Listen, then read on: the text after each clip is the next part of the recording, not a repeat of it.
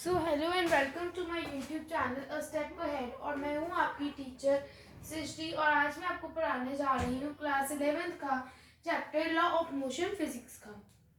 ठीक है, तो चलिए इस चैप्टर को हम शुरू करते हैं। तो सबसे पहले इस चैप्टर करने के लिए हम अपना मेन टॉपिक जिससे आज का चैप्टर शुरू करेंगे वो है फर्स्ट लॉ ऑफ मोशन।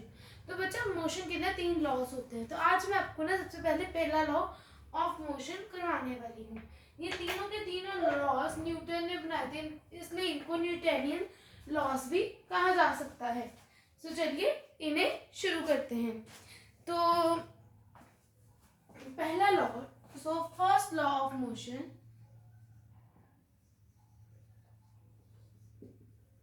हमें क्या बताता है इसकी पहले बात करते हैं। फर्स्ट लॉ ऑफ मोशन हमें बताता है कि मोशन किस केस में होती है। ठीक है, तो ये हमें मेनली बताता है कि मोशन होने के लिए कोई आउटर एजेंसी चाहिए होती है। सो इसकी 2 स्टेटमेंट्स आती है, पहले तो रेस्ट की और मोशन की, दोनों की। पहली स्टेटमेंट नंबर 1 है, a body continues to be in state of rest unless an external force is applied to it.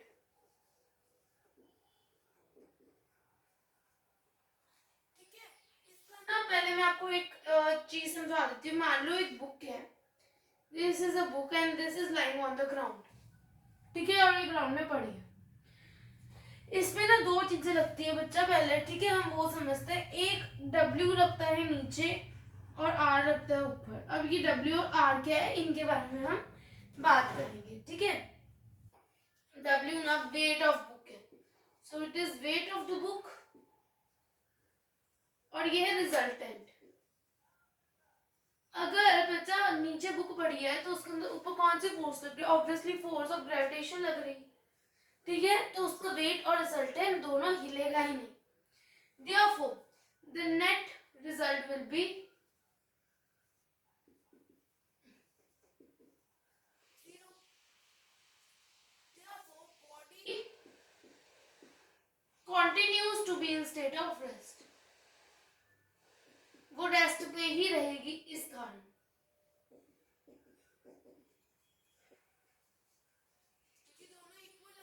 तो हिलेगा ही नहीं। Therefore, the body keep on being in the state of rest. ठीक है, अब आगे की बात करते हैं दूसरी statement. So statement number 2 motion के बारे में बताती है। स्टेटमेंट नंबर 1 मैंने बोला था रेस्ट के बारे में बताती है, वो हमने पढ़ी। अब जो मोशन के बारे में बताती है ना, उस स्टेटमेंट को हम पढ़ने वाले हैं। चलो शुरू करते हैं। स्टेटमेंट 2 ये कहती है, a body continues to be in state of motion unless an external force is applied to it.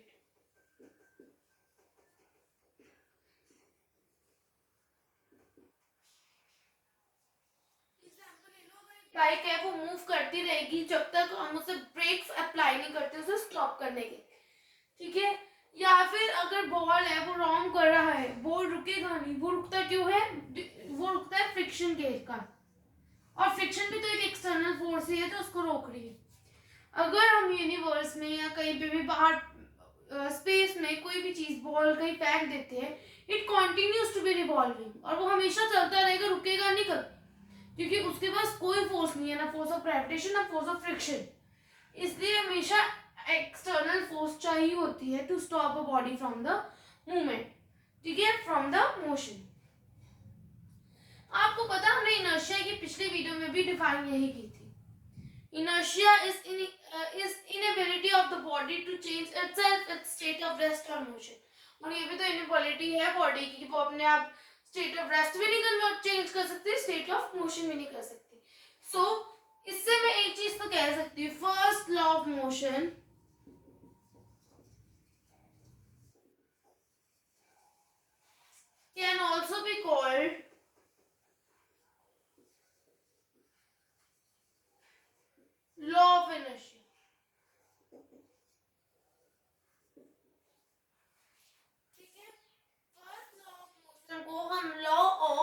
Inertia भी कह सकते हैं। ठीक है, अब फर्स्ट लॉ ऑफ मोशन की अगर डिफाइन आ जाए तो आप क्या लिखोगे? First law of the motion shows the inability of the body to change itself at state of rest or motion, or it is similar to the law of inertia or inertia. ठीक है, अब इससे हमें ना force की ना define पता चलती है इस फर्स्ट लॉ ऑफ मोशन से। हमें पता क्या चला? Force is something which changes or tends to change the state of rest or the uniform motion of a body in a straight line. ठीक है, अब ना मैं बेटा आपको ना इसके कुछ हॉट्स मतलब most high ordering thinking question भी बता देती हूँ। तो पहला, force, the force which change or tends to change the state of the motion of a body is net external force of the body.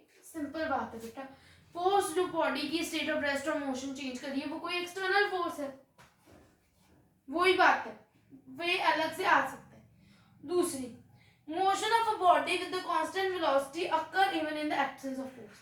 अब देखो बेटा ध्यान से समझना, अगर मोशन एक बॉडी की है वो कांस्टेंट वेलोसिटी से जा रही, ठीक है, वो तभी भी जाएगी अगर उसको कोई भी फोर्स ना लगे, मींस स्टिल मूविंग, यही बात है, वे अलग अलग में क्वेश्चन आ सकता है। अगली जो चीज बेटा अब हम समझने वाले हैं ना वो है momentum. So the momentum is simply defined as product of mass into velocity. ठीक है, अब इसको ध्यान से समझना। तो पहले हम बात कर लेंगे लीनियर मोमेंटम की।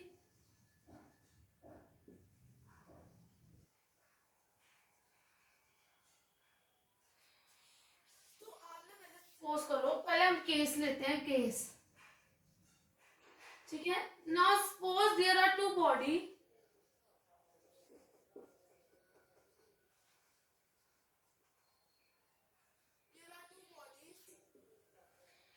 बॉडी ए है जो it having mass m1, body B का मास है m2 and A m is greater than B M, मतलब ए का मास ग्रेटर है बी के मास से, means a1 is greater then a2 और m1 is greater then m2, a1 a2 नहीं m1 m2 है। ठीक है, क्लियर हो गया आपको ये चीज? अब हम इस केस में क्या ले लेते हैं, velocities B same, velocity same है, ठीक है। तो अब आप मुझे बताओ ये बॉल को, कौन से बॉल को मूव करने में ज्यादा फोर्स लगेगी? सो आप अपना आंसर कमेंट में लिख दीजिए, जल्दी लिखो फिर मैं बताती हूँ। लिख दिया? तो देखो, बॉडी ए का मास ना बॉडी बी के ज्यादा है, तो आप ही सोचो एक पेन को मूव करने में ज्यादा टाइम लगेगा और अ cupboard? Obviously, cupboard will take more time to move than the pen or the marker. So here we get to know that mass is the basis. Mass is the base or one of the base on which the force of an object depends. तो mass के ऊपर force depend करती है। इससे हमें क्या पता चल गया? इससे हमें पता चल गया force is directly proportional to the mass of body। ठीक है, इससे हमें क्या पता चला? फोर्स डायरेक्टली प्रोपोर्शनल है to the mass of the body, या फिर इसे हम लिख सकते हैं F is directly proportional to M। ठीक है, F is directly proportional to M। अब आगे अगर हम बात करें, अब हम बात करेंगे केस 2 की, ठीक है। अब हम इस केस 2 में क्या ले रहे हैं, ध्यान से सुनना। अब इस केस 2 में ना कंडीशन थोड़ी सी चेंज है, बहुत ही चेंज है। अब हम ले रहे हैं, let us take same body A and B, let us take a body का ना अब वेलोसिटी हम ले रहे हैं v1 है और बी बॉडी की ना वेलोसिटी है v2। ठीक है, अब ए बॉडी की वेलोसिटी v1, बी की v2, ठीक है। अब हम ले लेते हैं कि जो b की वेलोसिटी है वो ग्रेटर है a की वेलोसिटी से। a की v1 है v2 है, ठीक है। अब मास हम लेट कर लेते हैं, मास लेट बी सेम। अब वेलोसिटी पे डिपेंड करेगा कौन ज्यादा तेज दौड़ रहा है कौन कम दौड़ रहा है, उस पर डिपेंड करेगा ना, करेगा, ऑब्वियसली करेगा। तो फोर्स इस केस में डायरेक्टली प्रोपोर्शनल होगी किसके, वेलोसिटी के। अब फोर्स जो वेलोसिटी और मास को मल्टीप्लाई करके आती है उसको कहते हैं momentum. So linear momentum is the product of the mass and velocity. So इसीलिए हम लीनियर मोमेंटम को इससे डोनेट करते हैं, ठीक है। और हम इसको लिखते हैं m into v, v vector है, पीवी वेक्टर क्वांटिटी की जाती है, इसलिए एरो इस पे लगाना जरूरी होता है। इसी हिसाब से हमारा फॉर्मूला निकल आया लीनियर मोमेंटम का। सो अब हमारा लीनियर मोमेंटम का फॉर्मूला सॉर्ट आउट हो गया, तो मैं इधर लिख देती हूँ, linear momentum is m into v. अब हम ना ग्राफ में से ना इसको स्टडी करते हैं कि ग्राफ कैसे बनेंगे, ठीक है। पहले सारी यूनिट कर लेते हैं। चलो पहले ऐसा यूनिट इसकी क्या होती है, मास की केजी होती है, केजी। वेलोसिटी की क्या होती है, मीटर पर सेकंड, सो केजी मीटर पर सेकंड, ठीक है। अब हम बात कर लेते हैं इसके डायमेंशनल फॉर्मूला की।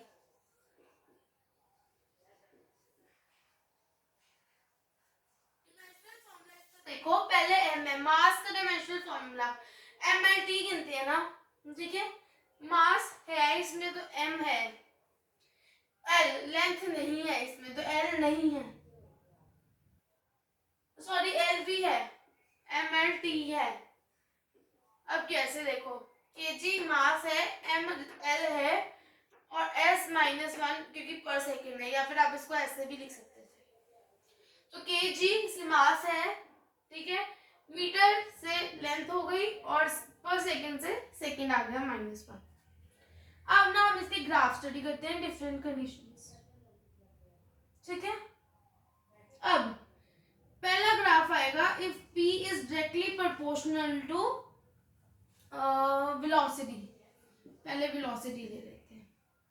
अगर p directly proportional to velocity होता है ना, तो बेटा ग्राफ ना हमारा स्ट्रेट लाइन आएगी, ठीक है।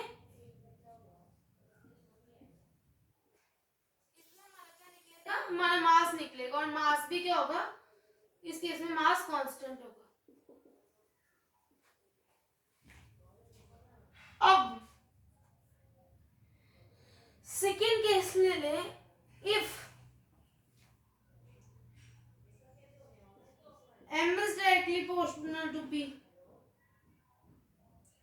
इसमें फिर स्ट्रेट लाइन आएगी, इधर आएगा हमारे पास सॉरी m, इधर आएगा p और इधर v कांस्टेंट हो जाएगा,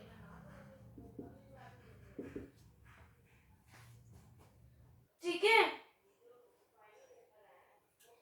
तो अब थर्ड केस ले लेते हैं। अब मेरे को पता नहीं क्या हो गया है, एक बार 3 बार बोल दिया। चलो बेटा अब हम ले लेते हैं ना थर्ड केस। अब केस स्टडी कर रहे थे तो थर्ड केस भी ले लेते हैं। इस थर्ड केस में हमारे पास क्या गिवन है, दो बच्चे हैं, देयर आर 2 चिल्ड्रन,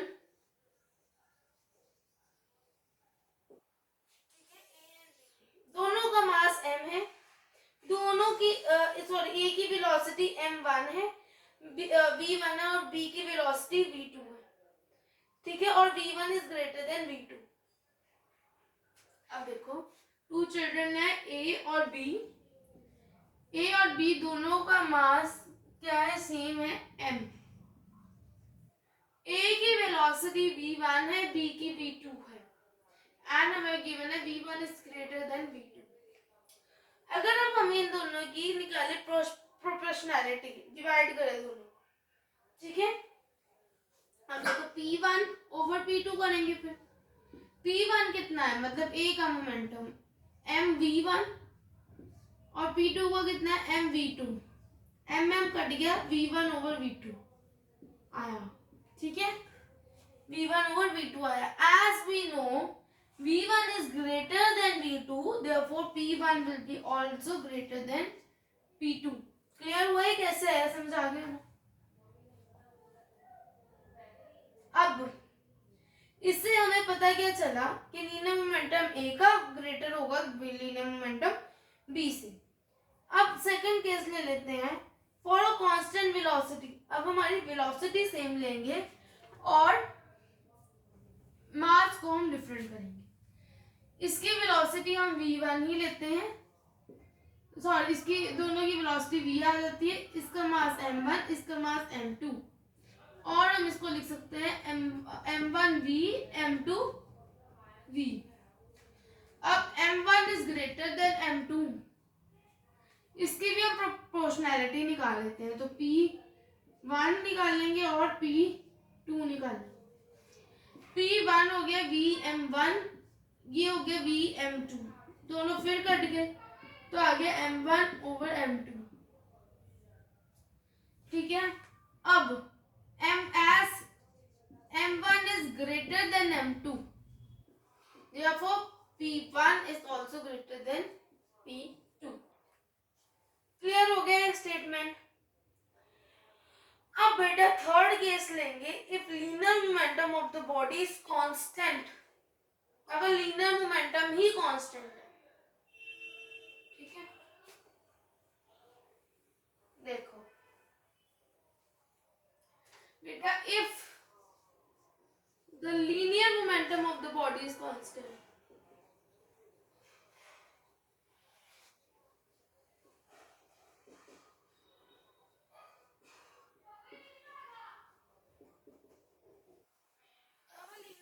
बॉडी का कांस्टेंट है, ठीक है, तो देख लो सिंपल, देखो अगर p कांस्टेंट है, p is equal to mv होता है, तो p by m is equal to v हो गया, और you can say that 1 over m is inversely proportional to v।